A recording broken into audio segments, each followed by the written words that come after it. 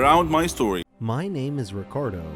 Though I am a 21-year-old, my body is the size of a 10-year-old boy because I was born with a disease called Prader-Willi syndrome, PWS, which stunted my body growth while allowing my mind to continue developing. Most people would consider PWS to be a curse, but it was a gift for Dad and me because we took advantage of this situation. My story starts when Dad's company accused him of embezzlement and fired him. The scandal and shame of this incident kept him from getting any other type of work, so we left our country to start a new life elsewhere. Dad was still unable to get a job because his old company always gave him bad references when called by prospective new employers. Dad was worried about our future, so he improvised and came up with a scheme to turn me into the goose that laid the golden egg.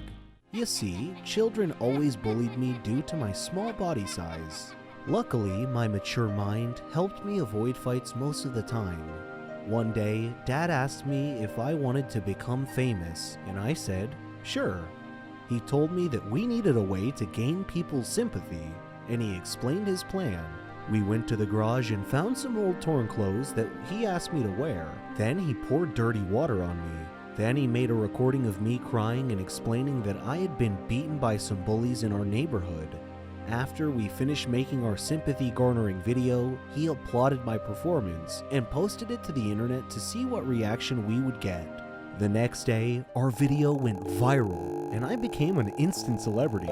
All the news agencies gave the video broad coverage, and I began receiving sympathetic phone calls and donations from around the world. Several international schools offered me free scholarships at their schools, and I managed to amass a good size of money from all the donations, and for a moment, I thought our days of poverty were finally over. Unfortunately, the authorities investigated my background and found that I was 21 years old and not really a kid at all. Then all my fortunes reversed themselves, and the police came after me for fraud. I am speaking to you now from a hotel room as I hide from the police. I have enough money to head to another country, preferably one that has no extradition treaty with my country. I have enough money to live comfortably without needing to work for the rest of my life. So, on balance, I don't have any regrets about what I've done. My name is Keanu, and I'm 13 years old. I am a psychopath. I freely admit it in front of all of you. I attribute my sickness solely to my father, because any story about a cruel father pales in comparison to my father. He would abuse me physically, mentally, verbally, and emotionally in every given moment. He left no stone unturned in this regard. He would beat me into unconsciousness. He accused me of being the cause of my mother's death, who died during my childbirth.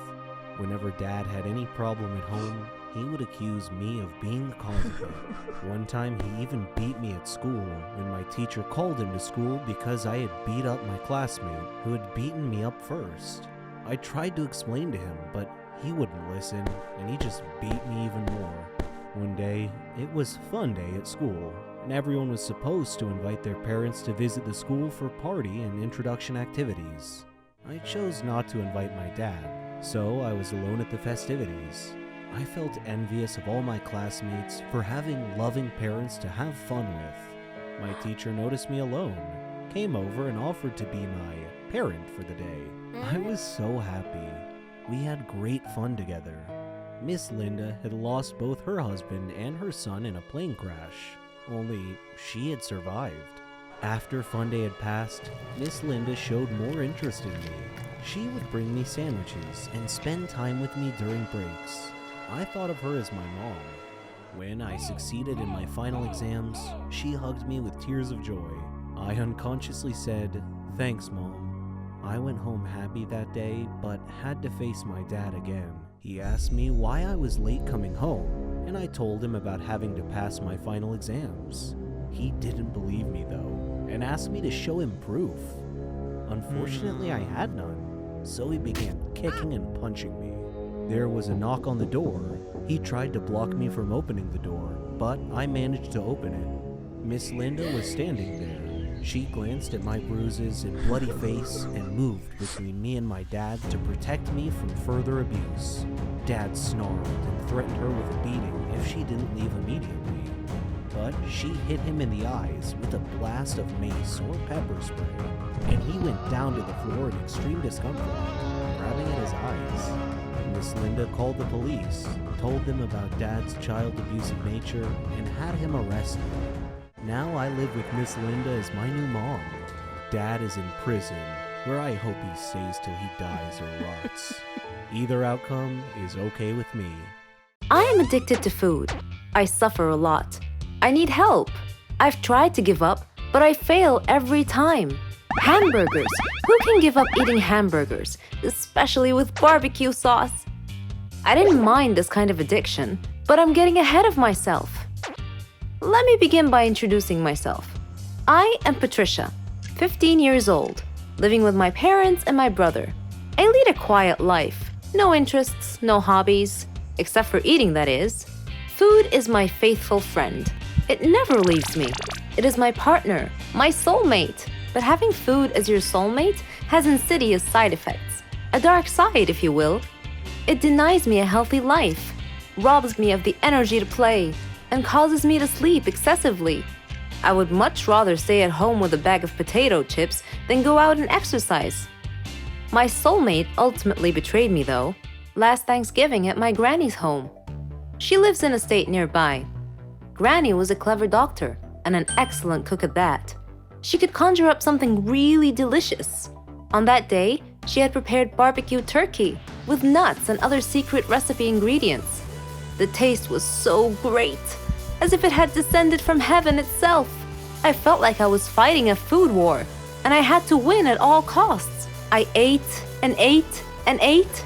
I don't know why, but I just couldn't control myself.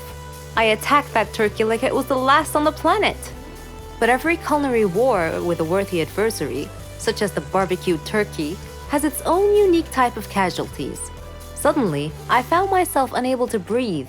I fell to my knees and passed out. The turkey had won. I woke up later in the hospital, though, still clinging to an unfinished turkey leg. The doctor told me that I was gaining way too much weight. He said that I should be put on a diet. Diet? Man, how I hated that word. It hung over my head like the sword of Damocles. It meant depriving me of my passion, my reason for living. I considered eating vegetables in small amounts to be the worst form of cruel and unusual punishment, the worst form of torture imaginable. Imagine thinking of a wonderful, greasy, cheese-laden pizza with all the toppings and then suddenly opening your eyes to find a healthy green salad bowl. But I had reached a turning point in life. One day, my brother was playing on the street, while I was sitting at home gazing longingly at a tempting piece of cheesecake, just sitting there, taunting, daring me to eat it. I struggled mightily to resist the urge, but in the end I succumbed and wolfed it down like a starving animal. Shortly afterwards, I began feeling dizzy, but I was unable to call for help this time, and then I passed out again. I was taken to the hospital. While lying in the hospital bed, half conscious, I overheard the doctor say to someone, "She needs to stop eating or it will be the death of her."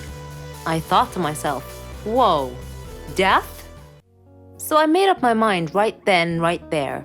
I resolved to fight a new war, a war against my appetite. On our way back home, I told my father that I wanted to see a nutritionist. He was delighted to hear that.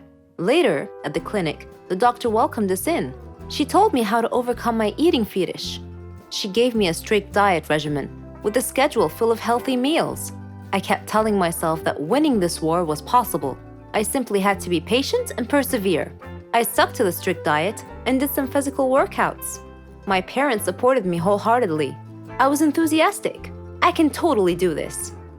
A week passed quickly, and I eagerly visited the doctor to receive some good news. When the doctor weighed me and told me that my weight hadn't changed at all, I was crestfallen. She looked at me and asked me, how was this possible? I told her I didn't know, because I was following her diet thoroughly, though it did require a tremendous effort on my part.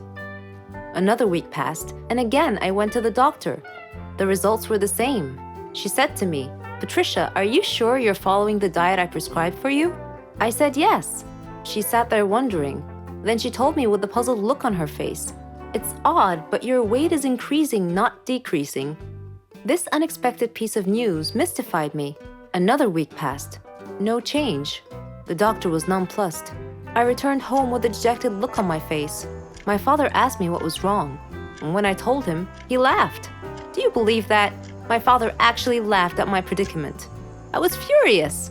He gestured an apology with his hand and then told me that it was my own fault. I was puzzled. What are you talking about? He told me that I had been sleepwalking to the refrigerator every night and eating everything in sight. I was taken aback. I couldn't believe it. Stop acting like he didn't know it, he said. You must have been awake. I replied, no, father, I'm not acting. I was truly unaware that I've been sleepwalking and eating in my sleep.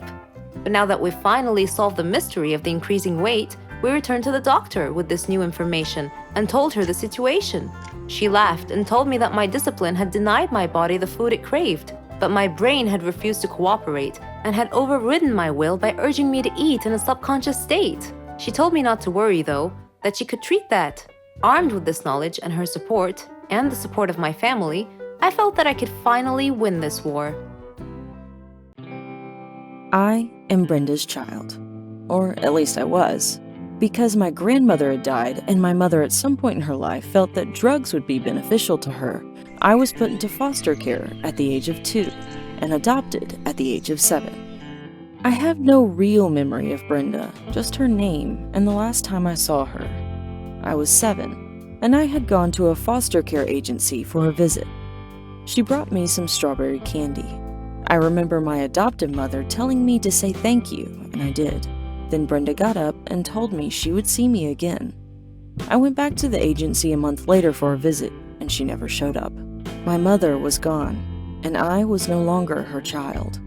I was fully aware of being adopted because my adoptive parents, who I've lived with for the past 4 years, asked me how I would feel being their child, and I said I had no problem with it. So they adopted me and my biological sister at the same time.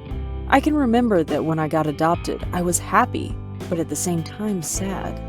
I was happy because I had a family, a nice warm bed to sleep in every night, plenty of food to eat, and a place to run around. I was sad because I never got to say goodbye to Brenda, and the last time I saw her, I didn't take in what she looked like. I was sad because she never showed up to me again. She had lied when she said that she would. I'm not sure why I never saw Brenda again. But for years, I looked at myself as an intrusion. I figured she didn't want to see me anymore because I needed things and that would get in the way of her buying her drugs. When I went to sleep, I'd have dreams that Brenda had been looking for me and found me. I'd have dreams that she would recognize me and come up to me and say, "It's me, your mother." But I never talked about these things. I guess I just didn't see the point. It wouldn't have changed the feeling of loneliness that she had left behind. My adoptive parents didn't make it that easy for me to talk either. It wasn't that they weren't good to me.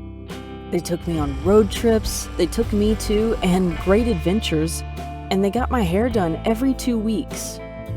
They gave me a stable home, something I probably would have never had if I had been in foster care or still lived with Brenda. But my adoptive mother jumped to conclusions when I would try to tell her little things about boys or school or anything that happened in my life. She always assumed I was getting in some kind of trouble.